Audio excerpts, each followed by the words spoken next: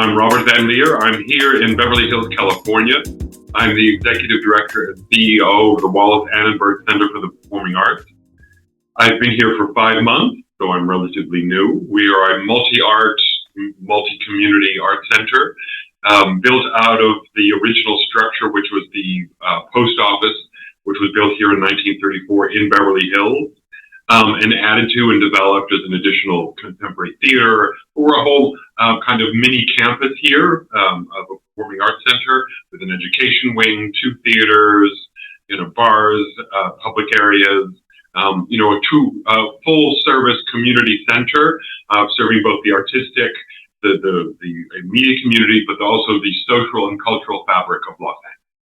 Robert, it's a pleasure. Lovely to meet you. So, as the new Executive Director, that's obviously not where you started your journey within the world of theatre. So would you like to share with me a little bit about how you got into this profession?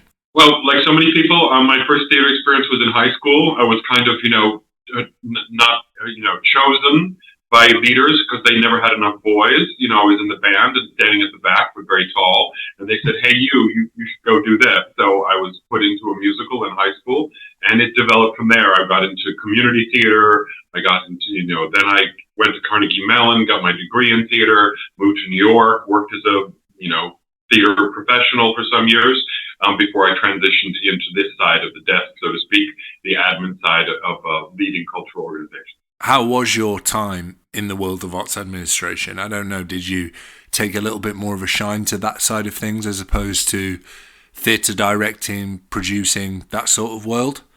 Again, it was entirely happenstance, as is so often the way. I was a working, jobbing actor in New York, and I had been waiting tables in between my theater jobs and got really tired of that.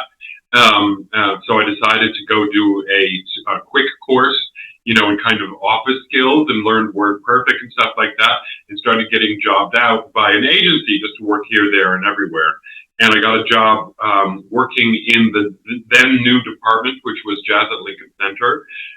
Rob Gibson had just come in along with Wynton Marsalis to establish within Lincoln Center Incorporated at Jazz at Lincoln Center. And I worked with them for a couple of months. And it was kind of fun. I thought it was interesting, and they were nice, and, it was a nice office, and, they paid me well.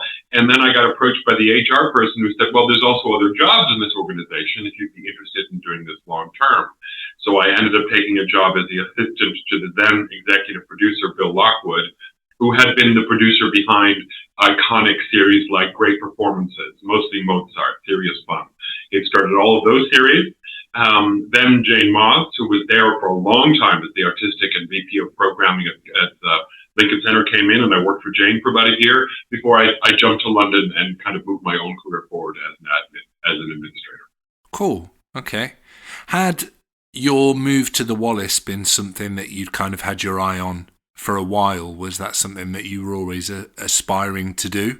Transition to a large kind of receiving, producing house, was that always your ambition? Well, actually, I was at the Kennedy Center for 7 years, left there last year in 2022, and decided to take a little break. I'm very lucky to have a small home in the land of my parents' birth in the Netherlands, and just went there to hang out by the beach and kind of take long walks after, having worked hard for many, many years. Mm-hmm. And after a couple of months of doing that, I thought, okay, well, what's next? And David Bonnet, who was on the board of the Kennedy Center, is also on the board here at the Wallis. And I was aware that there were some leadership transitions happening, and I reached out to him, and we had a conversation. And it transpired that both the ED and the AD positions were vacant here at the Wallis. So I decided to apply for the ED position. And one thing led to another. And then, some 5-6 months later, I find myself here in Beverly Hills, starting with the Wallis. How exciting. Fantastic. Okay. So for the sake of the listeners, would you be able to tell us a little bit about the Wallis in relation to contextually where it fits within Beverly Hills, but then also at its heart, who or what is the Wallis to the surrounding community and its audiences? Well, that's a really great question because, my predecessors, Rachel Fine and Paul Cruz, did a really wonderful job of establishing this place in the first 10 years. But the truth is, as you know, as the audience listening to this podcast probably knows, is that the world around us is changing, has been changing, is continuing to change, and has been changed further and more speedily by the pandemic. So I think one of the things I'm doing now in these early months here at the Wallis is to go back to kind of grassroots principles and ask the question of the staff, of the board, of the artists, of the community, of cultural leadership here in Los Angeles and beyond. What are we? What do you think we are? What can we be? What shall we be? My vision, which we talked about with the search committee before I, was offered the position, was the role of a performing arts center, because that's really, in essence, what it is. And that's where I've spent most of my career, is working for Lincoln Center, for the Barbican in London for 15 years, for the Kennedy Center for 7 years.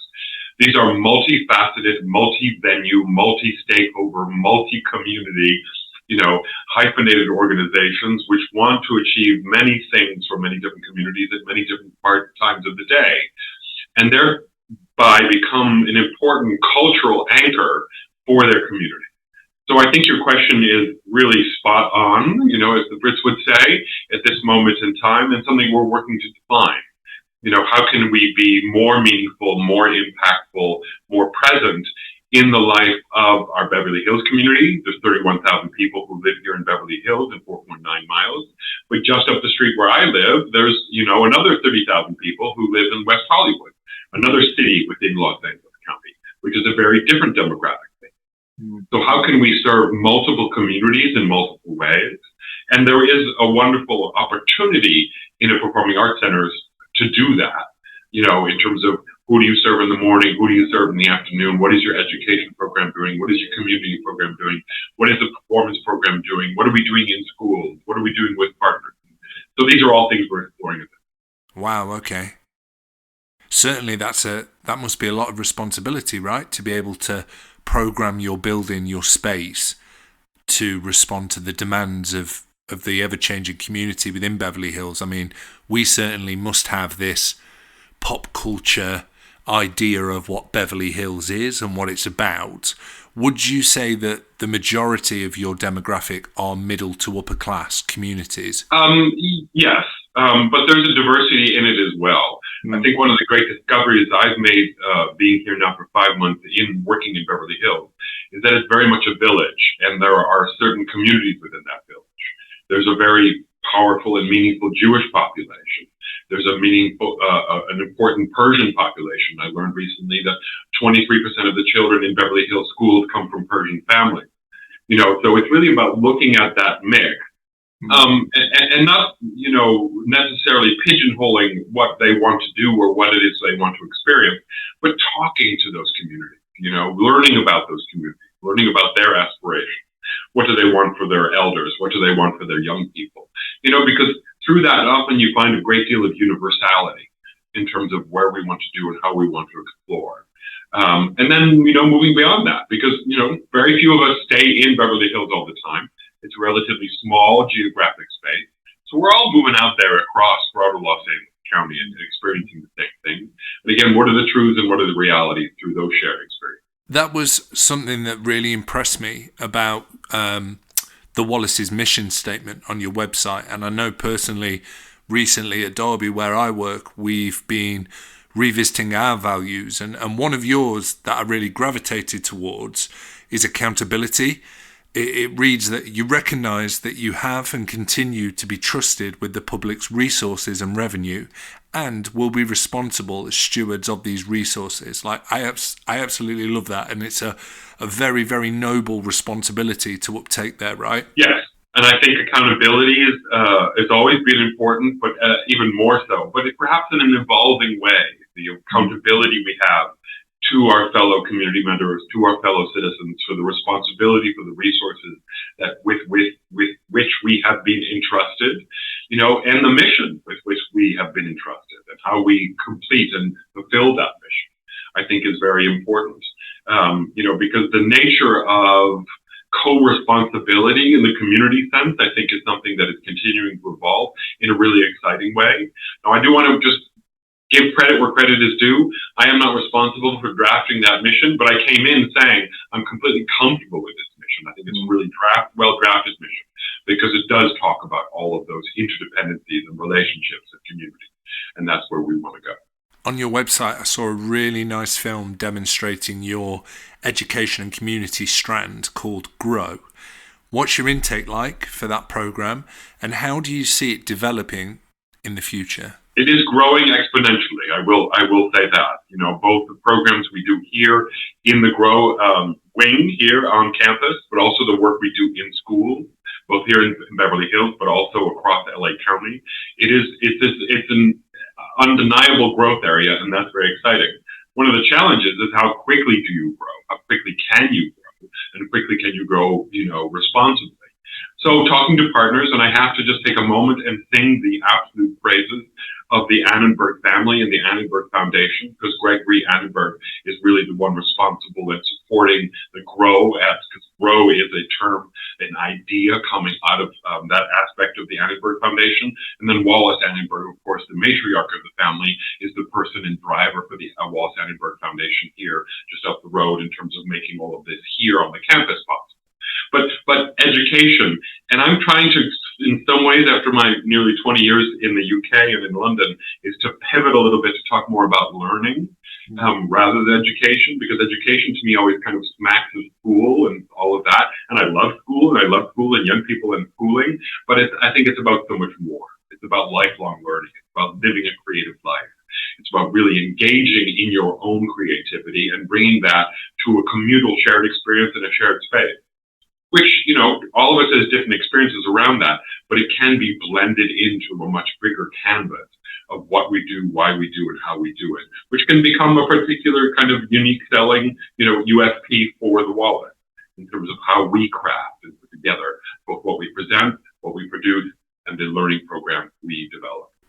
Are there any thoughts off the top of your head in relation to how you plan on reorientating your venue's focus from, I guess, like an in-house learning strand to more of an actual learning theatre type model? Yeah, I mean, that's very much what I'm interested in, and been able to do some work on. One of the challenges of working at a place like Kennedy Center, which I loved my 7 years there, and I'm so grateful to Deborah Rutter, for having offered me that opportunity.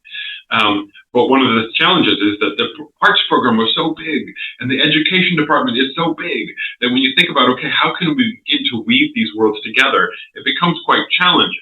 And that's why I'm interested in some place like the Wallis, which has a more modest scale in terms of how can we envisage both the arts program and the learning program and the community program and the development program. How can they all be a part of a whole? And how can that be emblematic? And how can that provide leadership with some of these challenges we're seeing in our field and in our society today in terms of how people engage, where they engage, changing tastes, changing habits? We know subscription is dying. We know many of these things have changed. But what does that new world look like? And how can we begin to model and develop it? Well, I would certainly welcome a further conversation aside from this about that, with Derby kind of being the UK's leading learning theatre, and it does bring up a whole other set of challenges once you've got everybody on board with it. But it's I think certainly for young people within our communities, especially in the UK, as education becomes more and more tricky, more rigid, and more young people are kind of choosing not to go to school and stay at home and learn in their own wonderful ways. Actually, kind of that focus on cultivating pathways into employment and being able to start with a theatre or a programme at day dot and work your way all the way through up into employment also then feeds back into your city as well, right? Because you want to keep those creatives there. You just have to get your whole theatre on board with that, which sometimes, as I say, well, and beyond, you have to get your whole community on board with it. Of course. But that happens one school, one program, one person, one leader, one teacher, one artist, one community member at a time. We know that's how that works. We keep moving forward. I know that you've obviously been in post for only 5 months, so this question you might not be able to provide me with an answer for this. But how well does your programming on your stage reflect the communities that not only engage with your venue but also live in the surrounding areas? Well, that's a good, kind of chicken and egg question because, do you program for community or do you program for the community that you want to develop and you want to include? The reason I've worked in performing arts centers for most of my career is because I'm interested in the multi-layered, multifaceted approach. It isn't just one thing for one, this community and this thing for that community. I have no interest in being prescriptive for what a particular community will or will not want to engage with. And those radical and ongoing assumptions about what that looks like. I'm interested in programming artists who I think and ensembles who are exploring boundaries and challenging themselves and looking at their worlds in new ways, whether that be classical music or contemporary music or immersive theater or devised theater or contemporary dance or more classical dance, whatever it might be. I want to give as broad a spectrum of what I think are interesting, complex, challenging opportunities and let people discover. Because I started in a particular area, I started with music, and then I discovered theater, and then I discovered dance. And that's been a particular journey for me, which has been rich and varied and wonderful, and it has fed me so much. So I want to give as much of that opportunity as I can to the public and let them decide what speaks to them. Yeah, certainly. It all sounds very exciting. So what does your autumn and winter programming look like? What have you got in store? Well, we've got, we're still building back in some ways. The 22-23 season was a step forward in terms of both volume and diversity. 23-24 is another step forward. We're bringing back, some things on the smaller scale. We do a wonderful cabaret setup in our black box here called the sorting room because it actually is in the room that was originally the sorting room of the post office. And that has diversity of artists of all kind of wonderful artists who are exploring all kind of boundaries of music and devised work and cross-genre work. And then wonderful things in our Goldsmith, which is our 504-seat theater, entirely new theater built here alongside and slightly embedded into the very earth of Beverly Hills that rounds out our campus here. That is theater and dance. Camille A. Brown is making her debut in January here at the Wallis. We've got wonderful performances in theater for young people and families, So it's really getting into the richness, which is that diversity, and really beginning to advocate and really, cheerlead for the diversity of the arts and the vibrancy that exists at this moment in our work and getting more and more people excited about it. So in relation to engaging with the Wallis, how do communities, participants go about getting involved with your programming? Now, I know that's quite a vast question, but if we're thinking in terms of early years and up, what would be the point of contact and what sort of things do you have for those communities to get involved with? So schools is an important way we engage here in Beverly Hills and outside across LA County. We have, we send working artists into schools, and then of course school groups also come to us. Our matinees program is something that's growing in a big way. School matinees is something that's very vibrant and there seems to be a real appetite for and they're excited for. I've been here just like a week and I attended, there was a dance company and they did a school matinee. It was so electric and exciting. I begin to wonder whether that was still a relevant program. Well, sit in with a bunch of teenagers experiencing contemporary dance for the first time. And let me tell you, it is alive. They don't have any of the preconceived notions of what they should or how they should react. And it was just wonderful. And then we move up, we have more and more contemporary programs, contemporary music, other forms of music. One of the things I wanted to do when I came in was to extend the range of musical forms that we were presenting, and we're starting to do that. So there's all kind of different ways to engage that. We continue with our commitment to classical music and opera and other forms. But then moving up through, we also have a wonderful program for seniors, for elders in our community to come in and work on their own practice in our education program. We have classes in both music, theater, and spoken word, where they come in and they develop their own skills. So, as again, to the whole theme of this conversation, it's about the multi-aspect of it and the different ways that you can get involved, either as an audience member or as a participant or as a maker, or as a donor and supporter. It's in big part. I've got a wonderful committed board here of some 32, 33 members who are community leaders who are here and really want to commit and develop their work with the Wallis. but then a larger pool of donors and supporters. Unlike the UK model that I know, or the European model in which I've worked, here it's really driven by community engagement. And I don't mean that just by the people at a certain level, but people at all levels. And how can they all engage and be part of supporting what we do and transforming the world in which we work, live and work and make, and how we do that together. So does your produced work sit alongside your received work as well? Are you producing in-house work for your main stage? We have done, part of Paul Cruz, the previous artistic director's work was, part presented theater, part produced theater. We're taking a little bit of a pause just under my leadership coming in terms of where we're producing. I'm very open to co-producing and co-commissioning and commissioning new work, but producing from the ground up in the current marketplace is really, really, really challenging. Sure. And the truth of the matter is, as a performing arts center, we are many things. But we're not like Center Theater Group here in downtown, which is really a producing house. That's what they're created to do. Yeah. We can do it, but we're better at doing it as a partner rather than from the ground up. Okay. My view, and having done this for 3 decades now, is that people say, are you a presenting house or are you a producing house? Well, there's a whole world in between in which you're developing work and co-creating work and furthering work and remounting work, which is somewhere between produced and presented. And there's an ability to curate within that. And that's really what I'm interested in and talking to many artists about. It's like, well, you've done this. Now, what's the modulation where you're going next? And what does that look like? And how do we develop that? And how can the Wallis be a part of furthering that work? That sounds really exciting. Very exciting indeed. Tell me a little bit about your Sunday programming for families, your Sunday Fun Day program. Sunday Fun Days has been, something really worked in close coordination and with the advocacy of Debbie Allen and her organization, the Debbie Allen Dance Academy. The UK, everybody knows Debbie Allen. But Debbie Allen is on the board here and has been a part of the Wallis from the get-go.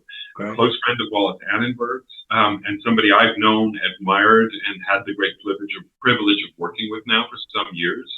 And it's really about, again, a multi-art form, divergent experience for different levels of families and young people. And they're here on campus. The great thing that I'm discovering about being here in Los Angeles, in Beverly Hills, is the incredible weather, and we're out of doors many months. I haven't been here a full 12 months yet, so I'm waiting to see what the winter's like. But the campus is so important, and how we can activate that, and how young people and families can come in and engage with different artistic opportunities and do all of those things we're talking about as well. And that's really what Sunday Fun Days is about. Nice. Do you have your own personal pick for the up-and-coming fall and winter program?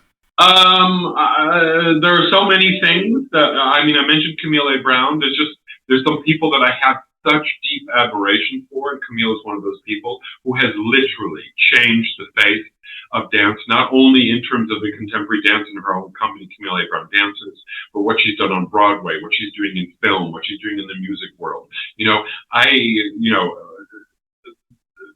It's so hard to get this work going, to get it on stage, to manage and lead a company. This is, for people who don't know how hard it is, and then to take it forward and transcend those boundaries and change the world around you and change your field and change everything around you. I have such admiration for that, and I'm so excited about having her.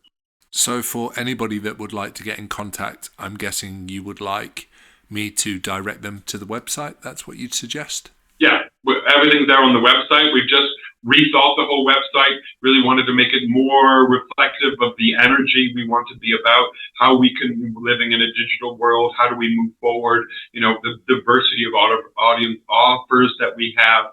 So it's all there on the website. You can find contact for all aspects of what we do at wallis.org.